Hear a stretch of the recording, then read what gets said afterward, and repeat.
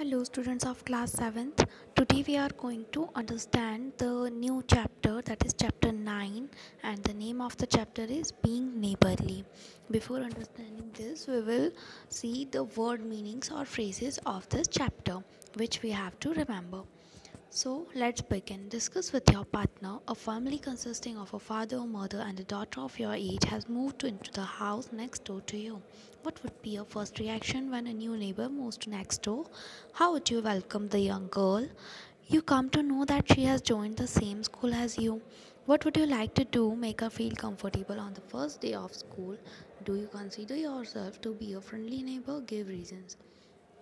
आपके पार्टनर के साथ आपको डिस्कस करना है कि एक फैमिली जिसमें एक फादर मदर और आपकी एज के ही उनकी डॉटर हो, वो आपके घर के पास में ही रहने आए हैं, तो आपका फ़र्स्ट रिएक्शन क्या होगा आपके न्यू नेबर को देखने के बाद में? आप उस यंग गर्ल को कैसे वेलकम करोगे अगर आपको पता चले कि उसने आपके जैसा ही स्कूल ज्वाइन किया है? क्या आप उसकी फ़र्स्ट डे स्कूल के फ़र्स्ट डे पे उसको कंफर्टेबल फील कराओगे या अपने आप को एक फ्रेंडली नेबर कंसीडर करते हो? Give reasons.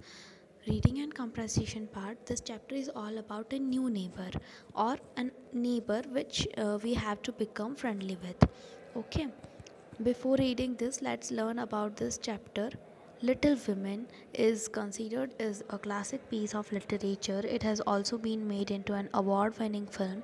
Reading the book and then seeing the movie will be an enjoyable experience, as you can compare the two and discuss with friends and family. ये जो स्टोरी है, ये little Women एक classic literature है, उसके ऊपर consider की गई है और ये इसको एक अवार्ड विनिंग फ़िल्म भी बनाया गया है. जब हम लिटिल वुमेन इस बुक को पढ़ते हैं और इस मूवी को देखते हैं तो हमें एक एन्जॉयबल एक्सपीरियंस मिलता है.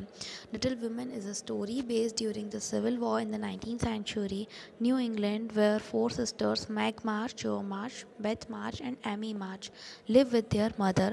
There is a family is poor but they are happy and content. Little Women एक स्टोरी है जो कि सिविल वॉर के टाइम पे 19th century में न्यू इंग्लैंड में है. 4 sisters हैं इस स्टोरी में, मैग, जो, बैथ और एमी. मार्च इनका सरनेम है और ये सब अपनी मदर के साथ में रहती हैं. इनकी फैमिली पुअर है लेकिन हैप्पी हैं और खुश हैं. The March family live in a small house next door to the Lawrence mansion, where young Theodore Lawrence, known as Laurie, and his aged grandfather live. The sisters are always willing to make friends and help others. Now read the dramatic version of an extract from Little Women. Little Women book में से एक extract पढ़ रहे हैं अपन neighbour वाला. तो ये जो मार्च फैमिली है वो लॉरेंस मैंशन के पास में ही एक छोटे से घर में रहती हैं. एक मैंशन है लॉरेंस मैंशन, उसके पास में एक छोटे से घर में रहती हैं जहाँ पर यंग थियोडोर लॉरेंस उनका सरनेम है और थियोडोर उनका नाम है, जिनको लॉरी के नाम से जाना जाता है, और उनके एज ग्रैंडफादर साथ में रहते हैं. और सिस्टर्स हमेशा जो हैं, ये 4 सिस्टर्स, वो हमेशा दूसरों की हेल्प करने के लिए और उनसे फ्रेंड्स बनने के लिए रेडी रहती हैं. तो अब हम ड्रामेस्टिकल वर्जन देखेंगे, मतलब कि ड्रामा के फॉर्म में हम देखेंगे कि किस तरीके से मैग, जो, बैथ और एमी लॉरी के साथ में फ्रेंड्स बन जाते हैं. तो इसके कैरेक्टर्स कौन कौन हैं? मैग, जो, बैथ और एमी, जो कि 4 सिस्टर्स हैं. और जो बॉय है लॉरेंस मेंशन में, वो है लॉरी, उनके ग्रैंडफादर मिस्टर लॉरेंस और लॉरेंस मेंशन की made. One of the most interesting thing about the book, The Little Women, is the character of 4 sisters. Each one is different and unique in their own way. As you read the play, see if you spot these characteristics. तो हम चारों जो girls हैं उनके अलग अलग characteristics देखेंगे, वो बहुत ज़्यादा इंटरेस्टिंग है इस प्ले में. Now starting with the word meanings. Bag and baggage, this terms और phrase means with all the belongings, मतलब अपनी सारी चीज़ों के साथ में. Blancmange is a sweet almond flavour cold dessert, ठंडी मिठाई जैसा कुछ होता है स्वीट, और आलमंड फ्लेवर का होता है, मतलब बादाम का कुछ होता है. This story is written in a time when one of the most popular pastimes of people were reading books. इस स्टोरी तब लिखी गई थी जब लोग बुक्स रीड करते थे, और स्टोरी टेलिंग और रीडिंग अलाउड उस टाइम पर एक आर्ट होता था जो बहुत सारे पीपल और एक्सपर्ट रीडर्स और स्टोरी टेलर्स होते थे, वो दूसरों को सुनाया करते थे.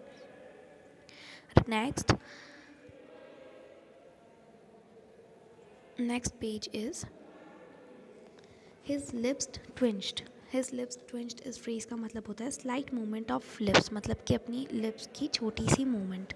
Read Jo's word and see if you can tell what kind of a family the sisters grew up in. Acquainted मतलब होता है फेमिलियर, फेमिलियर मतलब जाना पहचाना. एलेटेड मतलब होता है डिलाइटेड मतलब खुश. क्वेंट मतलब होता है अट्रैक्टिवली अनयूजुअल, मतलब कि कुछ एबनॉर्मल, जो कि नॉर्मल नहीं हो. स्क्रैप मतलब होता है डिफ़िकल्ट सिचुएशन, एक डिफ़िकल्ट घड़ी. So this is the story's word meanings. Now we are starting the drama. We will read scene 1 and scene 2 today.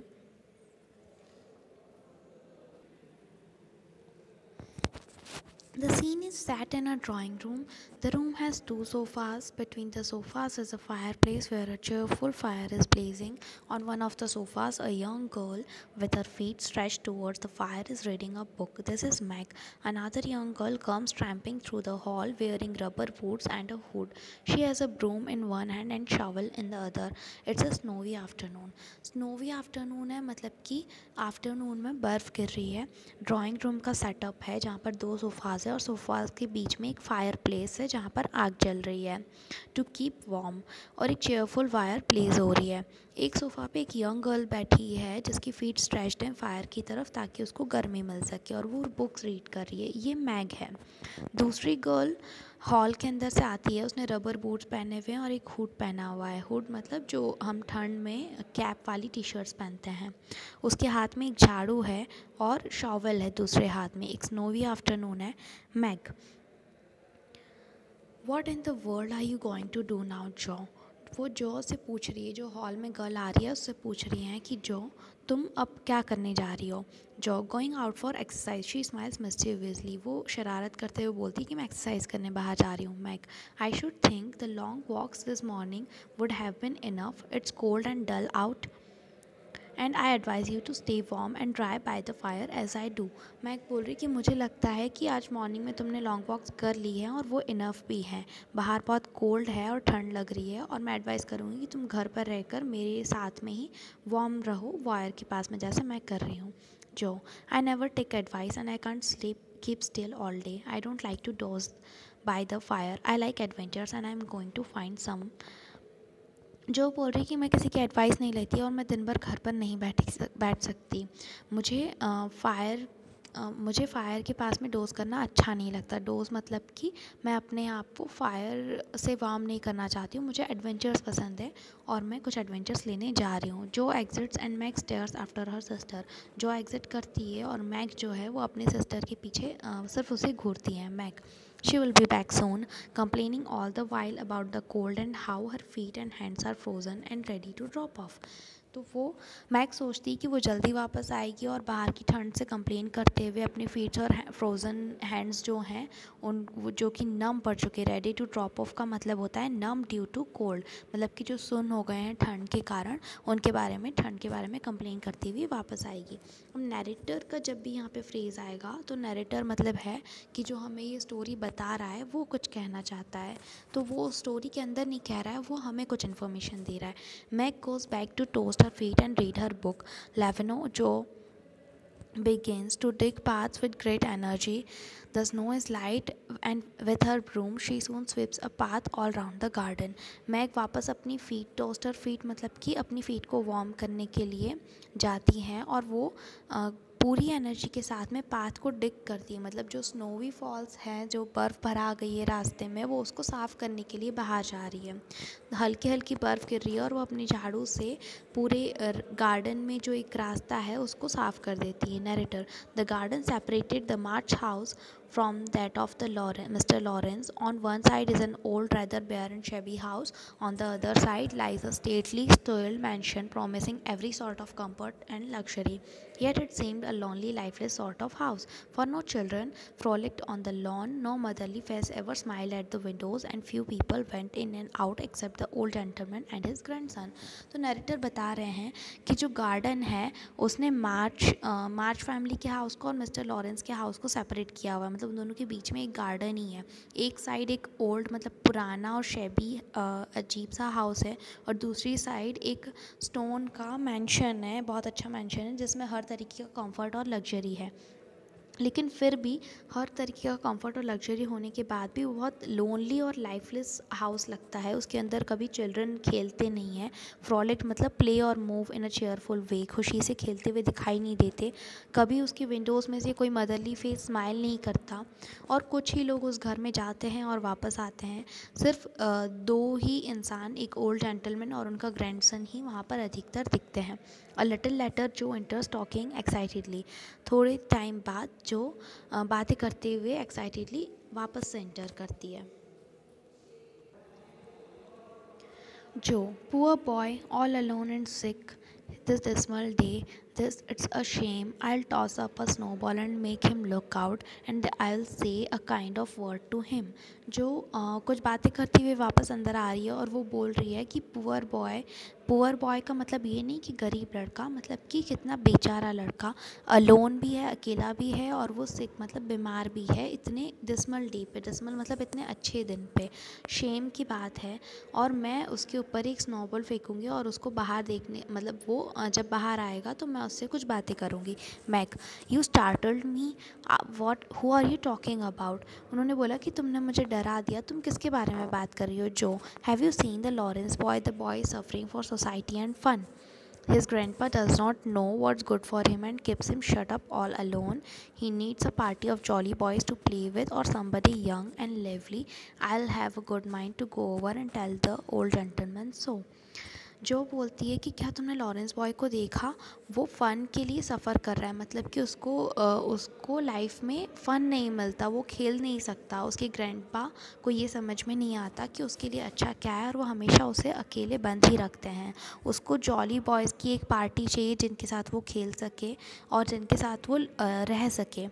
मेरा अच्छा, गुड माइंड का मतलब स्ट्रॉन्ग डिज़ायर, मेरी बहुत अच्छा है कि मैं ओल्ड जेंटलमैन को ये सब जाकर बताऊँ। Meg, Jo, you will do no such thing. Meg बोलती कि तुम ऐसा कुछ नहीं करोगी।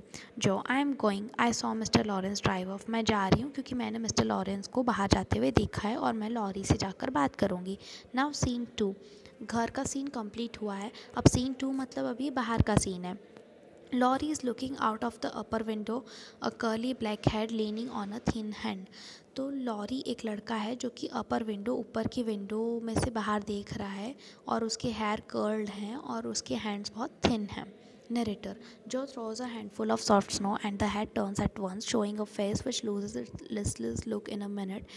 As the big eyes brighten and the mouth begins to smile, Joe nods and laughs and flourishes her broom and she calls out। Narrator बता रहा है कि जॉ एक सॉफ्ट स्नोबॉल उसके हेड पर फेंकती है, और वो जब हेड उसकी तरफ मुड़ता है तो एक लिस्टलेस मतलब लाइफलेस फेस दिखता है एक ही मिनट में। उसकी बड़ी बड़ी आइज़ चमकती हुई दिखाई देती है और उनका माउथ स्माइल करता हुआ दिखाई देता है। जॉ नॉड कर रही है और हंस रही है, और वो अपने ब्रूम को, अपने झाड़ू को हिलाते हुए उसे बाहर बुलाती हैं। Jo, how do you do, are you sick, तुम कैसे हो, क्या तुम बीमार हो। Laurie, better thank you, I have had a bad cold and been shut up a week. Laurie बोलते हैं कि थैंक यू, लेकिन मुझे बहुत सर्दी हो रही है और मुझे एक वीक से बंद रहने के लिए कहा गया है। Croaks hoarsely as a raven. Hoarsely मतलब कि इन अ रफ वॉइस में वो बोलता है। जो, I am sorry, what do you amaze your self with. उन्होंने बोला कि, जॉन ने बोला कि तुम अपने आप को कैसे अपना टाइम पास करते हो या कैसे खुश रखते हो। Laurie, nothing, it's dull as tombs up there. उन्होंने बोला कि ऐसा कुछ भी नहीं है, मैं यहाँ पर बहुत बोरिंग लगता है मुझे। जो, डोंट यू रीड, क्या तुम बुक्स नहीं पढ़ते। Laurie, not much, they won't let me, मैं इतनी बुक्स नहीं पढ़ता, मुझे वो पढ़ने नहीं देते। Jo, can't somebody read to you. उन्होंने बताया कि क्या तुम्हें कोई बुक्स पढ़ के सुनाता नहीं है। Laurie, grandpa does sometimes but my books don't interest him and I hate to ask Brooke all the time. Laurie बोलते हैं कि ग्रैंडपा कभी कभी पढ़ के बताते हैं, लेकिन मेरी बुक्स उन्हें अच्छी नहीं लगती और मैं हमेशा बुक से पूरे टाइम नहीं पूछ सकता। Jo, have someone come and see you then, क्या तुम्हें कभी कोई मिलने आता है। Laurie, there isn't anyone I would like to see, boys make such a row. तो लॉरी बोल रहे हैं कि ऐसा कोई भी नहीं है जिससे मैं मिलना चाहता हूँ, और जो दूसरे बॉयज़ हैं वो हमेशा मेरा मजाक बनाते रहते हैं। Jo, isn't there some nice girl who read and amuse you. Jo पूछती है कि क्या कोई अच्छी सी गर्ल नहीं है जो तुम्हें तुम्हारा एंटरटेनमेंट कर सके, तुम्हें बुक्स पढ़ा कर। Then Laurie says, don't know any. मैं किसी को नहीं जानता. जो you know us laughing. वो हंसते हुए बोलती कि तुम हमें तो जानते हो. Laurie, so I do. Will you come please? Laurie बोलता है कि हाँ मैं तुम्हें जानता हूँ, क्या तुम आओगे प्लीज़? जो I am not quite and nice but I will come if my mother will let me. I will go and ask her shut the window like a good boy and wait till I come. यहाँ पर जो बोलती हैं कि मैं इतनी चुप और अच्छी नहीं हूँ लेकिन फिर भी मैं आ जाऊँगी अगर मेरी मदर मुझे आने के लिए परमिशन देंगी. मैं उनसे पूछूँगी अभी तुम अपनी विंडो को शट करो लाइक अ गुड बॉय और जब तक मैं वापस आऊँ तब तक मेरा वेट करो. Scene 3. Laurie is in a flutter of excitement. Laurie excited है क्योंकि उसे कंपनी मिलने वाली है. And he tidies up the room. वो अपने रूम को साफ करता है. Frequently glances at the door and presently there comes a loud ring, then a voice asking for Mr Laurie and a surprised looking servant comes running up to announce a young lady. तो Laurie बहुत खुश है और अचानक से उनके घर में एक रिंग होती है, बेल रिंग करती है और एक वॉइस आती है उनकी सर्वेंट की कि मिस्टर लॉरी कोई यंग लेडी आपसे मिलने आई है. Laurie, all right show her up it's Miss Jo. और लॉरी बोल रहे हैं कि ऑल राइट ये मिस जो हैं उन्हें ऊपर ले आओ.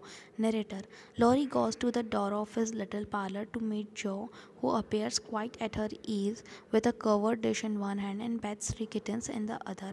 लॉरी डोर पर जाता है जो से मिलने के लिए, जो कि कैसी दिख रही हैं ईज़ में, मतलब बहुत कंफर्टेबल है. उनके हाथ में एक डिश है और उनके हाथ में 3 किटन्स है. किटन्स क्या होता है? बिल्ली के बच्चे. Jo here I am bag in baggage, mother sent her love and was glad if I could do anything for you. Meg wanted me to bring some of her bankment. She makes it very nicely and Beth thought her cats would be comforting. I knew you would laugh at him but I couldn't refuse. She was so anxious to do something. जो बोल रही कि ठीक है मैं सब सामान के साथ यहाँ पर आ गई हूँ. मेरी मदर ने तुम्हारे लिए कुछ भेजा है और वो बहुत खुश थी जानकर कि मैं तुम्हारे लिए कुछ कर सकती हूँ. मैं चाहती थी कि मैं तुम्हारे लिए ब्लैक मंच ले आऊँ. ब्लैक मंच क्या होता है कि एक स्वीट वो बहुत नाइसली बना लेती हैं और बैथ चाहती है कि मैं इन कैट्स को भी तुम्हारे पास ले आऊँ ताकि तुम इनको देख कर हंस सको, लेकिन मैं तुम्हें मना नहीं करूँगी. She was so anxious to do something. Laurie, that look so pretty to eat. Laurie बोलता है कि ये बहुत खाने में बहुत मज़ेदार दिख रहा है. Jo it isn't anything, tell the girl to put it away for your tea. It's so simple, you can eat it and being soft it will slip down without hurting your sore throat. What's a cozy room this is. जो बोलती है lorry को कि तुम इसे खा सकते हो, ये बहुत सॉफ्ट है और तुम्हारे गले में दर्द भी नहीं होगा. तुम्हारा रूम कितना कॉजी है. Laurie, how kind you are. Now please take the big chair and let me do something to amuse you. Laurie बोलता है कि तुम कितनी काइंड हो और तुम चेयर ले आओ और हम लोग कुछ बातें करते हैं. Jo, no I came to amuse you, shall I read aloud. Jo बोलती कि मैं तुम्हें एंटरटेन करने आई हूँ तो क्या मैं तुम्हारी बुक्स पढ़ सकती हूँ. Laurie, thank you if you don't mind I would rather talk. Laurie बोल रही है थैंक यू लेकिन अगर तुम्हें बुरा नहीं लगे तो हम बात कर सकते हैं. Jo, not a bit, I will talk all day if you will not only set me going. Beth says I will never know when to stop. Jo बोल रही है कि मैं बात नहीं करूँगी क्योंकि अगर मैंने बात करना स्टार्ट किया तो तुम मुझे रोक नहीं पाओगे. बैथ हमेशा बोलती है कि उसे नहीं पता कि मैं कब चुप होंगी. Laurie, is Beth the rosy one who stays at home good deal and sometimes goes out with a little basket. Laurie बताता है कि क्या बैथ वही है रोज़ी जो अच्छी दिखती हैं और कभी कभी छोटा सा बास्केट लेकर बाहर भी जाती हैं. Jo, yes that's Beth, she is my girl and a regular good one she is too. Jo बोल रहे हैं कि हाँ वही बैथ है, वो मेरी गर्ल मतलब कि वो मेरी सिस्टर है और वो रेगुलर गुड वन और वो गुड भी हैं, दिखती भी अच्छी हैं और वो अच्छी हैं भी.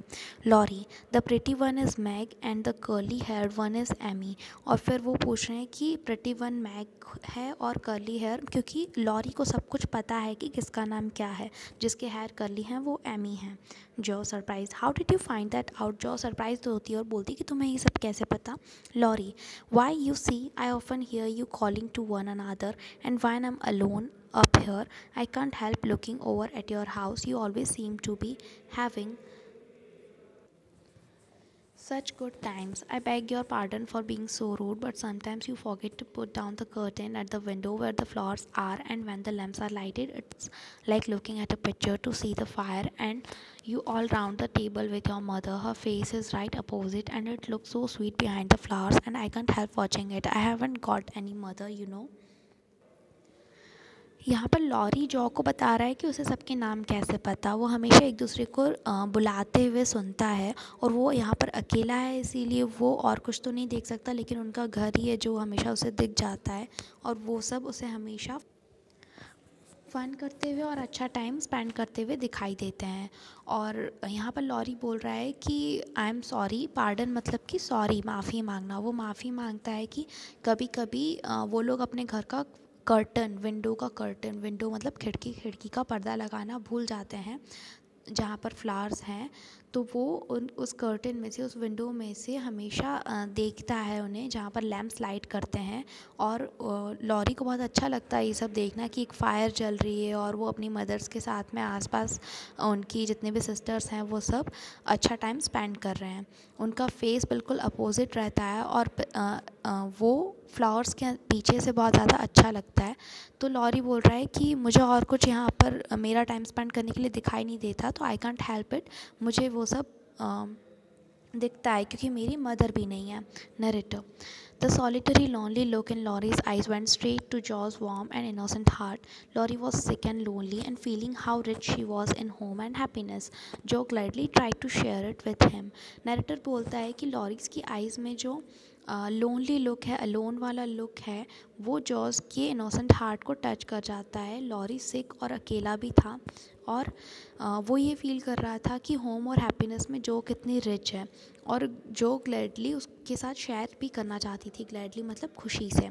जो: will never draw that curtain any more, and I give you leave to look as much as you like. I just wish though instead of peeping you would come over and see us. Mother is so splendid, she will go to do you heaps of good. Beth would sing and Amy would dance. Meg and I would make you laugh. Would have jolly times. Wouldn't your grandpa let you? जो बोलती है कि हम उस curtain को कभी नहीं लगाएंगे, तुम अगर चाहो तो देख सकते हो हमारे घर में, और आई जस्ट विश कि देखने के अलावा तुम हमारे घर पर आकर हमसे मिल भी सकते हो। मेरी मदर तुम्हें देखकर बहुत खुश होंगी। बैथ गाना गाने लगेगी, और एमी तुम्हारे लिए तुम्हें एंटरटेन करने के लिए डांस भी करेगी। मैग और मैं तुम्हें हमेशा हंसाते रहेंगे, और हम जॉली टाइम स्पेंड करेंगे अगर तुम्हारे ग्रैंडपा तुम्हें आने दें। Laurie: I think he would. If your mother asks him, he is very kind, though he does not look so, and he lets me do what I like. Pretty much, only he is afraid I might be a bother to strangers. Laurie बोलते हैं कि अगर तुम्हारी mother उनसे बात करेगी तो वो इतने काइंड है कि वो मना नहीं करेंगे, सिर्फ वो इसलिए डर जाते हैं कि मैं स्ट्रेंजर्स के साथ सामने बिगड़ ना जाऊँ। जो: We are not strangers, we are neighbors, and you need not think you would be a bother. We want you to know you. I have been trying to do it is ever too long. We haven't been here a great while, but we have got acquainted with all other neighbors but you. जो बोलती कि हम strangers नहीं हैं, हम तो तुम्हारे neighbours हैं, और मुझे नहीं लगता कि उन्हें इस चीज़ से बुरा लगेगा।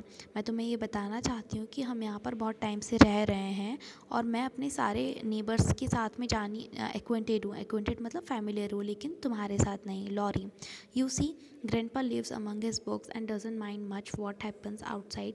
माई Mr. Brooke, my tutor, doesn't stay here, and I have no one to go about with me, and I just stay at home and get on as I can.